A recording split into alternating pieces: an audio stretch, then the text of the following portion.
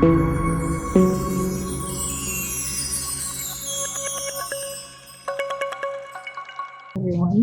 and thank you to the Festival of Architecture and Interior Design for this invitation to speak to you today. How I would love this talk to be face-to-face in a shared physical space and in your magnificent country, but alas, here we are on the other side of the world through a screen.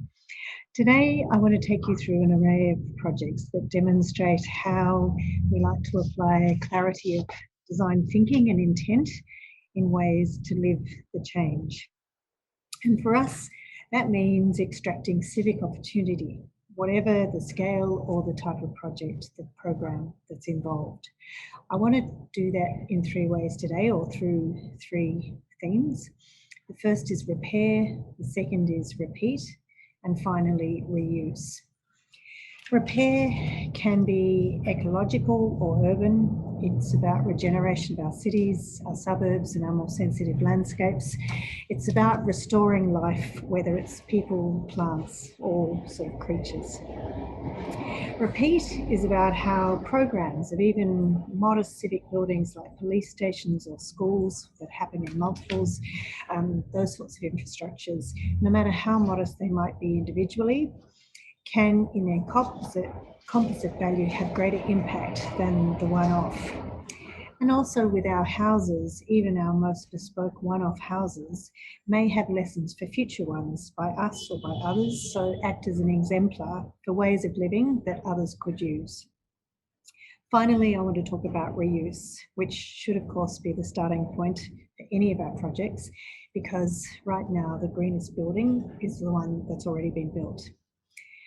So, to start off with the theme of repair, and I'm going to start off with a project for the Monash University Museum of Art, which we completed a few years ago. What faced us when we started this project was, as you can see, a car park, a place for dumpsters and all of the sort of mess that you find on a university campus, and this existing building on the left-hand side with the curve on a highway. So we saw this project as an opportunity to not just do a museum of art, but also to piggyback onto that a beautiful new landscape, which would be at the centre of the campus and was a way to bring life and ecology back into the campus. So if you like, a way of doing campus repair.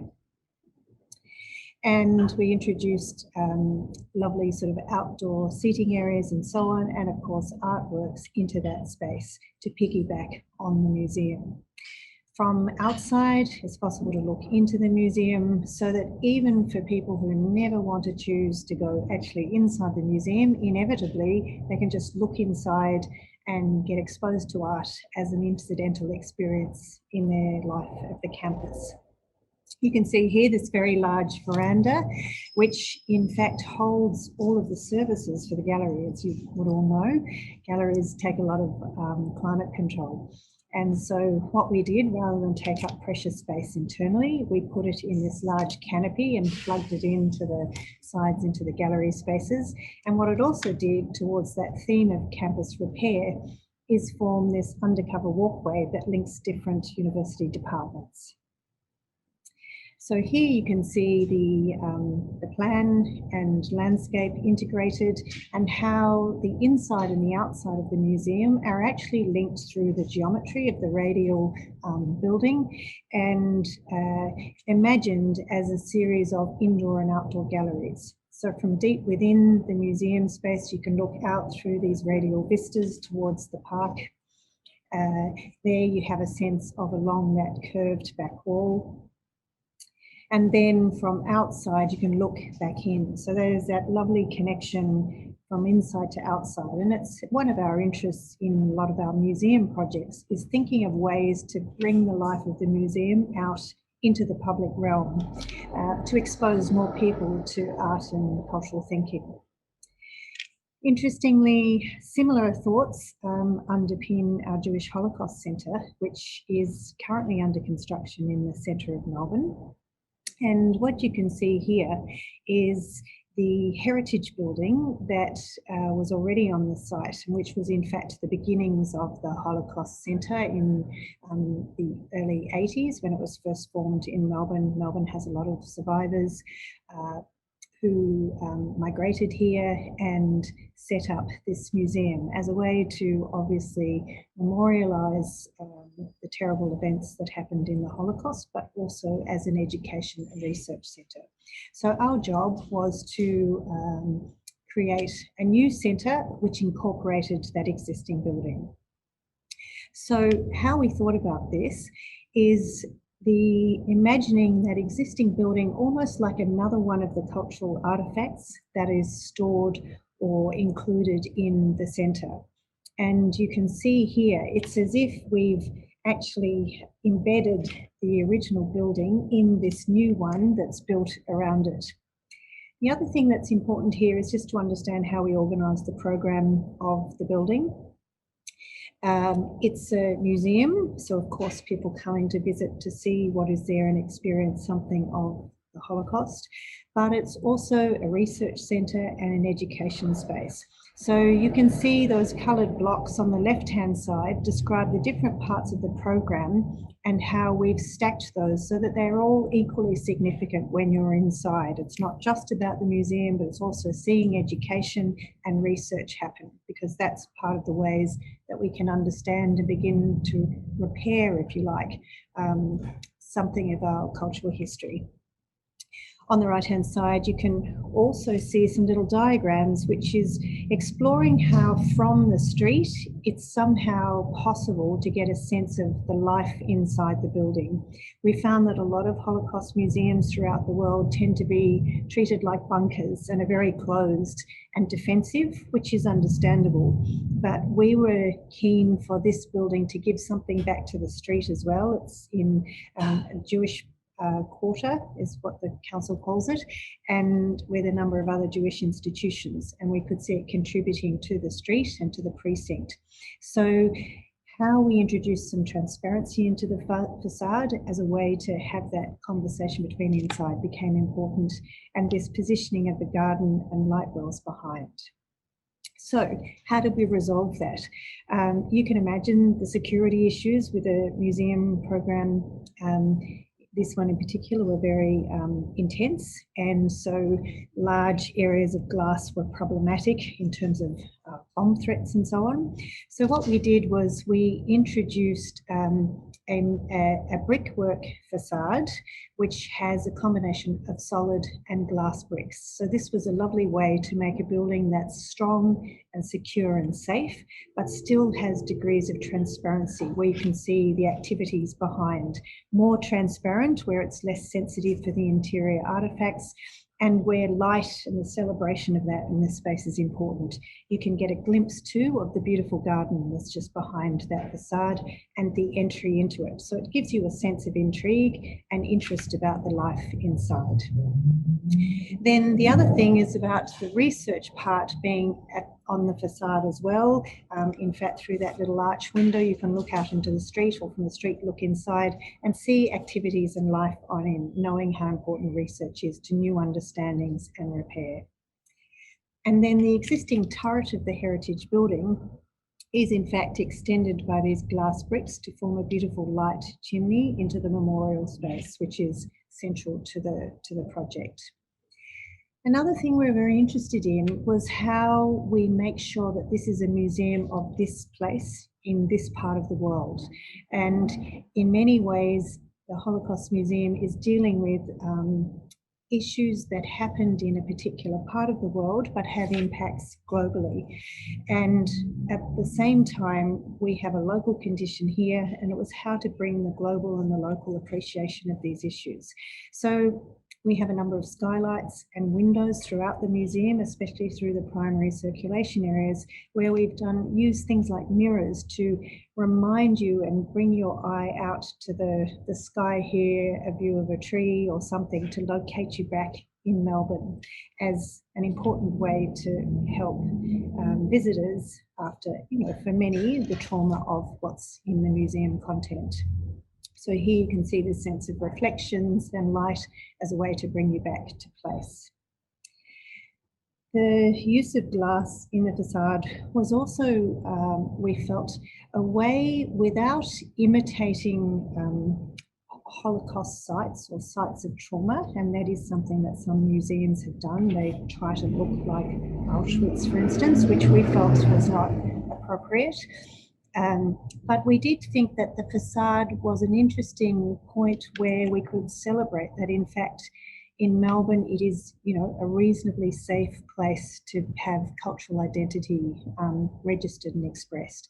And that's very different to what happened at Kristallnacht during the Holocaust, where the glass shop fronts of Jewish businesses were destroyed. So this interesting possibility of being able to have glass safely in the facade felt like a signal, if you like, of a different moment in time and place. And there we have that sense of life behind and that invitation, and the building operating as a beacon, especially at night.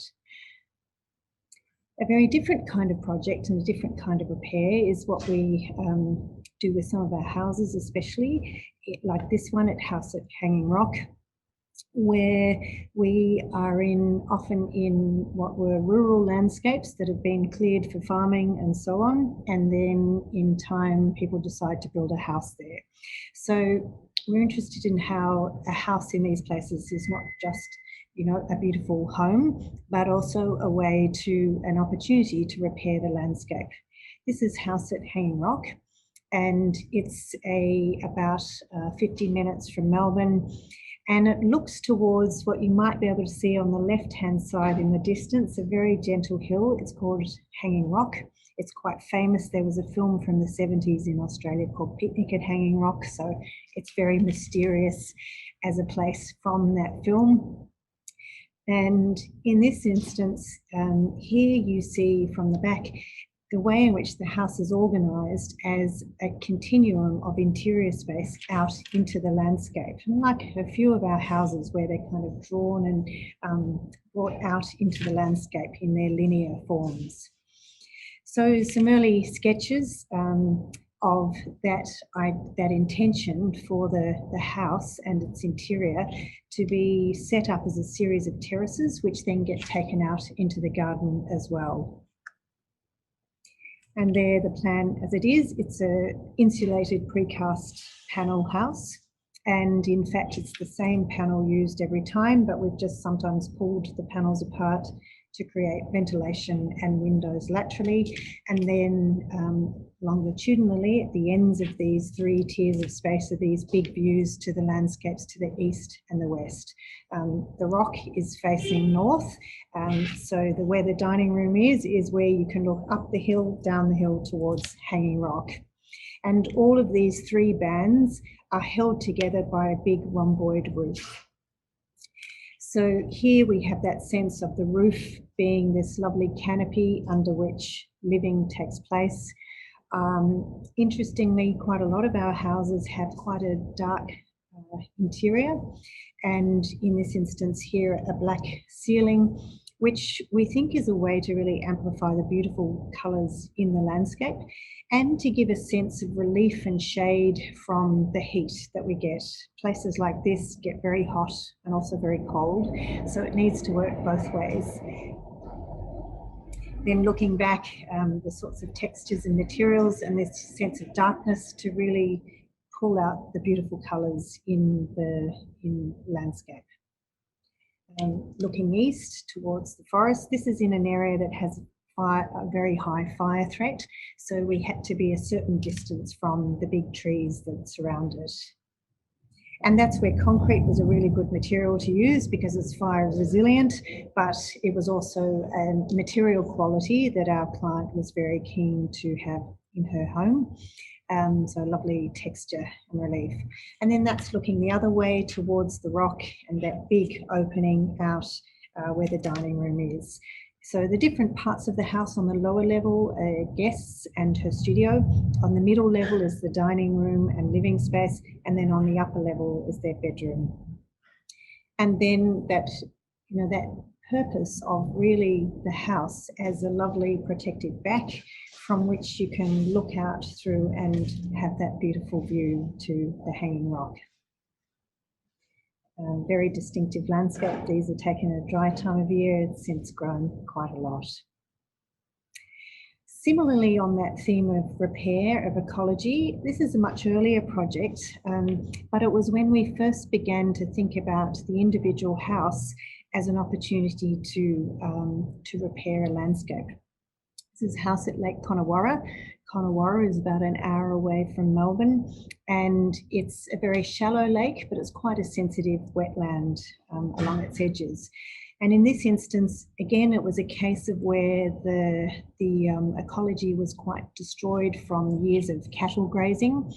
So we started this project by doing a walk along the site, and you can see the photos I took of the ground on the right-hand side, which just trace from one end of the site to the other the different ground conditions.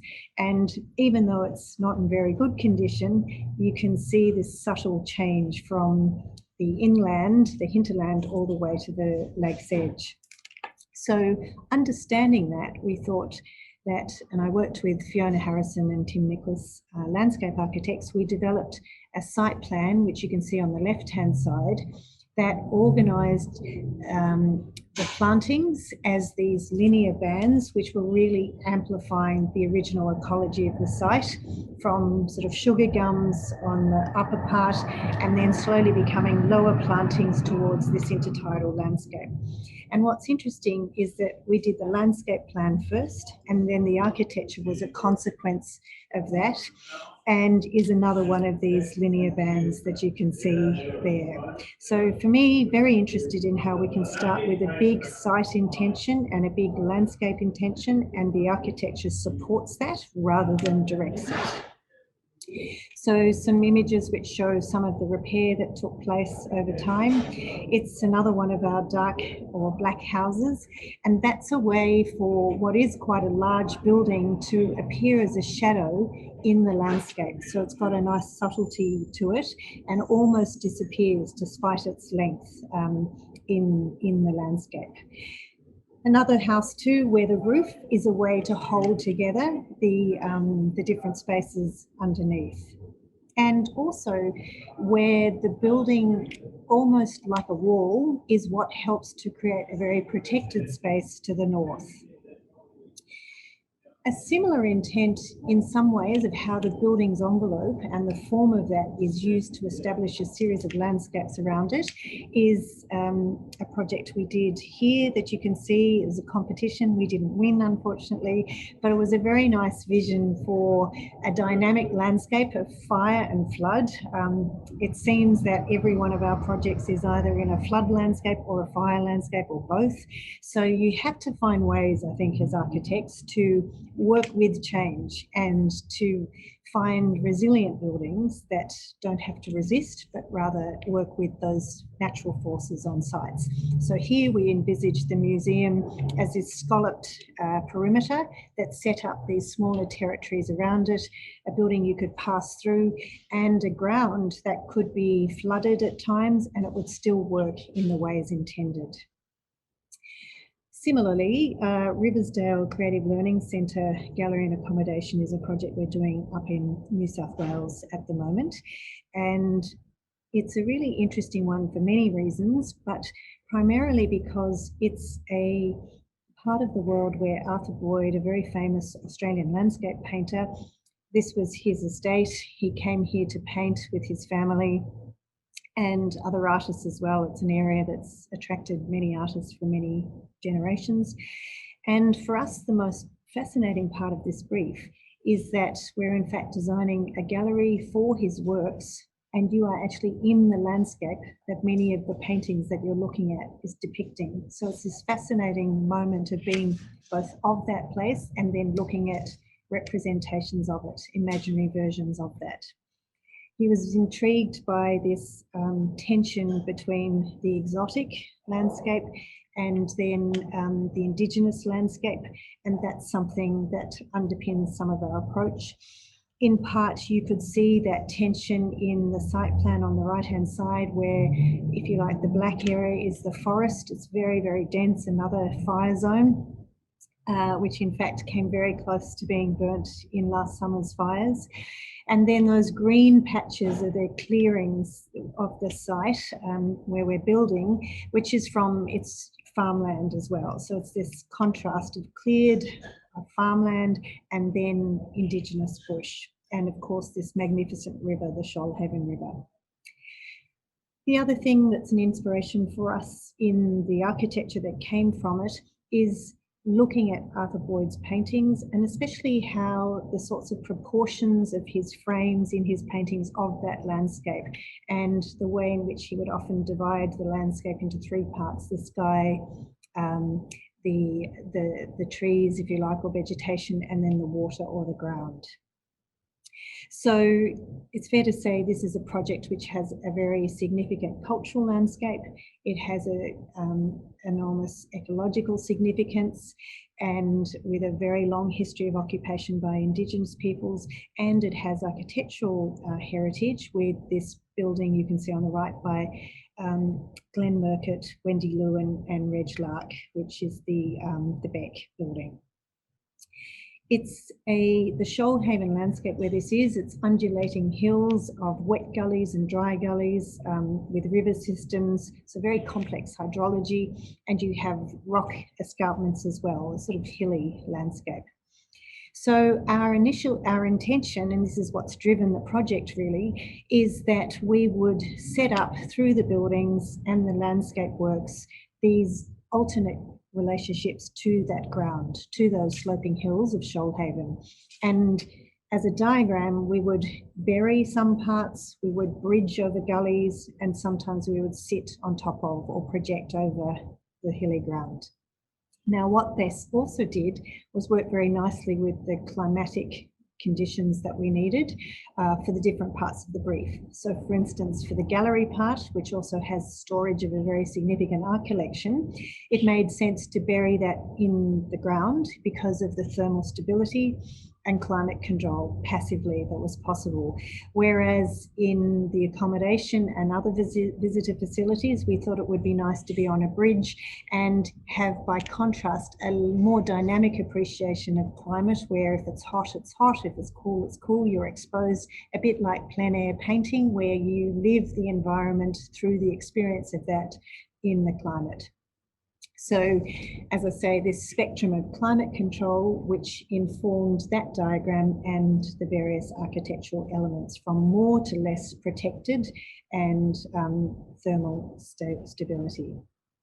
So here is the site where the bulk of our works are, and on the left-hand side is the hill where we've wedged the gallery into the hill, and then there you can see the gully that we will straddle over with a bridge component. So in this site plan here, to the lower part, here if you can see my cursor, this is the Beck building by Murcutt, Lewin, Lark. This is a cluster of historic buildings from the Boyd's time there. And then this is underneath here is where we've put the gallery and the collection store. And then this is this new bridge element, which includes accommodation, visitor facilities, and of course, new roadworks. So all about celebrating this place. An early model which just describes those elements as a cluster that all converge around this point, Arthur's old studio, as an arrival point. It's primarily about education for the appreciation of art and landscape. So lots of school groups, so kids are brought up here to stay for a few days and undertake painting, drawing, and so on. We were inspired by things like the beautiful old timber truss flood bridges that you see in our flood landscapes. And also, not only do they keep you out of the water and let the water flow underneath, so that it's a way to not interrupt the natural systems of the site, but it's also a lovely way, the straight line of the bridge, as a way to really amplify the sloping ground. So here you can see a rendering of the bridge in place and then the gully flowing underneath it. And then on the left-hand side, the cluster of the little heritage buildings, which also are integrated. You can also see in that shift, I've just added the water when we get flood times, how this works. So the bush at the back is our fire threat and the river below is our flood threat, of course, both. Some of the views from on the bridge where you're in these sort of breakout areas of outdoor learning spaces, undercover but outdoor, and using these areas to really frame that beautiful landscape or those hills which Arthur was so fond of and are in his paintings. This is the arrival point where the bridge intersects where the gallery is. The gallery is the concrete building on the right, tucked into the hill. And again, using those points as ways to frame the beautiful river and the beautiful landscape FOAID was so fond of. Then within the gallery, which is in the hill, you're able to both look at his paintings and then look up through that skylight and get a glimpse of the bush that's so important to the paintings. It's also got an open collection store, so you can look through from one gallery in behind the scenes to where the paintings are stored. And that's a way of showing more of the collection. Moving off the theme of repair, I'm going to now talk through repeat. Repeat applies a lot to some of the housing we've done. This is our Napier Street housing. This is one of our earliest projects from about 2000 was when it was finished. And it's been interesting for us because it's a project of medium density housing that's become an exemplar and something that could be repeated or lessons from it taken and applied elsewhere. So this page here shows you some of our housing plans, and it's interesting for me the different ways we look back on our housing and reflect on it and see some themes emerge across them. We see our own types, if you like, which of course are influenced by the buildings that others have done, who've gone before us. But we like to think of them as a catalogue that, you know, perhaps you might find inspiring or others could use. Now, the way this page is organised, if you like, we go from detached villa. So these are sort of standalone buildings, but they're relatively still quite compact, whereas detached villa wall, which is the next ones along, tend to be in rural sites. And in fact, you've seen a couple of these already, the Hanging Rock House in Connenware here, where they're more sprawling, if you like, and more territorial. Then we have attached villas. That's in our sort of more inner city areas where we might share a wall with our neighbours. Then we get into townhouses, and finally into our sort of multi-res projects, so a higher density. So that's also a diagram from left to right of low to high density. A relatively recent project is Apartment House, which you see here. And it's called Apartment House because even though it's a freestanding villa, the clients were keen for it to feel like an apartment in that it would be elevated. So on an upper level, it had lift access. So all the living was on one level. And down below at this level, you've got entry into a little guest area for family or friends or even a carer in the future. And at the centre of this house is the garden. So it's set in a garden. It's got the joy of a garden that you don't normally get with an apartment, but it feels up the top like an apartment. So from this upper level, looking across the courtyard into this sort of donut organised space of living space indoor and out. Here's the plan, which describes how garden is at the centre of this. You can see the apartment downstairs, the sort of little secondary dwelling, and then on the upper level, this U-shaped house connected by a deck around the courtyard. The filtering of light and that aspect of garden, very important part in all of the spaces. Quite direct use of materials. It's white bricks, and they are quite a chalky matte brick most of the time, but then behind the kitchen splashback and on part of the facade, they're a glazed brick. So it's just that interplay of a very limited palette.